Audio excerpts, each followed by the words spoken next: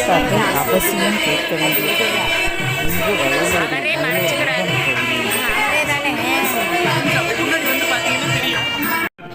உண்மையிலேயே நகரத்தார்கள் நாகநாடு என்று சொல்லக்கூடிய நாட்டிலே சந்தியாபுரி நாகநாடு எங்க இருக்கு அப்படின்னா இந்திய சாத்புராமலை அந்த வரைபடத்துல பார்த்தீங்கன்னா தெரியும்.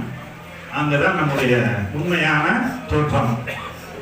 அங்கிருந்து சந்தியாபுரிங்கிற ஊரிலே வசித்து பின்னர் தொண்டை மண்டலமாகிய காஞ்சிபுரத்தில் சமண மதத்தை தழுவி வசித்தார்கள். அங்க உள்ள சமண மதத்தினுடைய கோட்பாடு என்ன அப்படின்னா அதற்கு பரிகாரம் கிடையாது. சைவ மதம் மாதிரி அதுக்கு பரிகாரங்கள் கிடையாது. அதனால அந்த மதம் இவர்களுக்கு ஒத்துக்கொள்ளாமலும் அந்த மன்னனுடைய கோட்பாடுகள் சட்ட திட்டங்கள்லாம் ஒத்துக்கொள்ளாமலும் அங்கிருந்து புறப்பட்டு சோழ நாடு